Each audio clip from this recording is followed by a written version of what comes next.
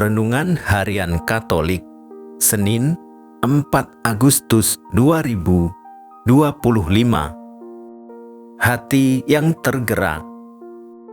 Ketika Yesus mendarat, ia melihat orang banyak yang besar jumlahnya, maka tergeraklah hatinya oleh belas kasihan kepada mereka dan ia menyembuhkan mereka yang sakit. Matius bab 14 ayat 14. Saudara-saudara, berbagai macam cara digunakan Tuhan untuk melimpahkan anugerah karena kemurahan hati-Nya. Allah melimpahkan berkat-Nya juga melalui tangan-tangan ciptaan-Nya, yakni manusia.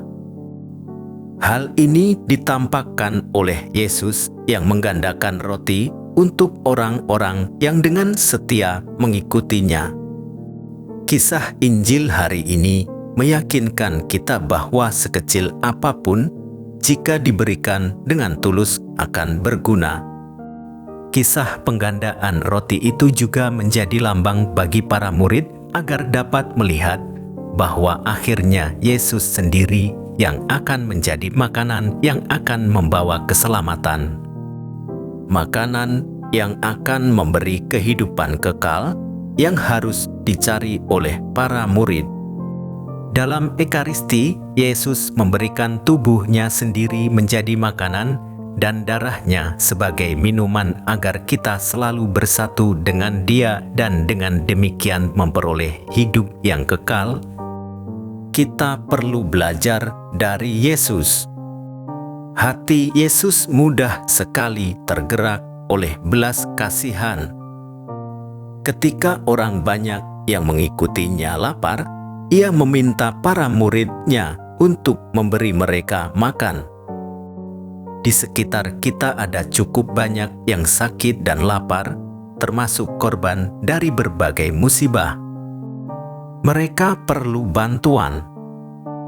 Orang yang peka dengan keadaan orang lain adalah orang yang mata hatinya selalu terbuka. Ia melihat dan mendengar dengan hati yang penuh kasih. Yesus mengajak para murid-Nya dan kita semua untuk mengambil bagian dalam keprihatinan dan kasih Allah. Contohnya, para murid cemas dengan persediaan makanan yang ada pada mereka. Karena itu, mereka meminta Yesus untuk menyuruh orang banyak pergi mencari makan, namun dengan tegas Yesus berkata, "Tidak perlu mereka pergi, kamu harus memberi mereka makan." Yesus tergerak hatinya oleh belas kasih terhadap orang banyak, dan Dia mengajak para murid-Nya juga untuk berbelas kasih terhadap sesamanya. Dia menggunakan manusia untuk melipat gandakan roti. Dia menggunakan tangan-tangan yang diciptakan Allah sebagai saluran kemurahan hati Allah dalam memberi rezeki kepada banyak orang. Inilah cara Allah memperhatikan dan menopang hidup kita. Berbagi tidak harus menunggu punya banyak. Ada orang yang berbagi dari kekurangannya ketika ia hanya punya 5 roti dan 2 ikan. Namun, kerelaan berbagi akan diberkati oleh Tuhan secara melimpah sehingga cukup untuk banyak orang. Belas kasih mesti diwujud nyatakan dalam tindakan kasih dengan memberi makan. Kadang-kadang kita cemas dengan kondisi kita yang serba tidak cukup, bahkan mungkin sangat berkekurangan, sehingga sulit untuk dapat berbagi dengan sesama. 5 roti dan 2 ikan menjadi cikal bakal dimulainya tindakan kasih yang besar dan berkelimpahan.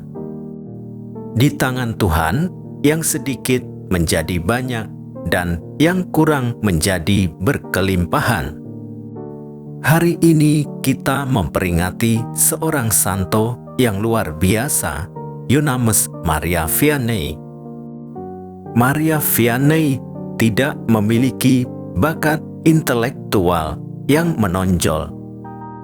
Ia mengalami banyak kesulitan saat belajar filsafat dan teologi di seminari. Tetapi semua pembimbingnya tahu bahwa Maria Vianney dianugerahi kesucian dan kesederhanaan yang luar biasa. Setelah ditabiskan imam, ia ditugaskan oleh uskupnya di Ars, kota kecil dan terpencil di Prancis. Setelah 7-9 tahun, orang-orang Ars mulai bertobat dan bahkan kesucian pastor Ars tersohor di Seantero, Prancis. Pastor Vianney rela duduk di kamar pengakuan selama 16-18 jam setiap harinya. Belajar dari Yesus, mestinya kita mudah berimpati dengan para korban. Bukan hanya empati, melainkan segera diikuti tindakan konkret.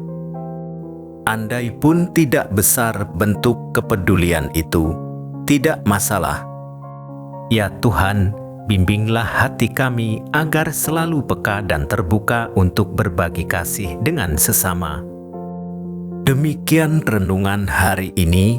Selamat beraktivitas. Semoga semuanya lancar, sukses, serta selamat. Tuhan memberkati.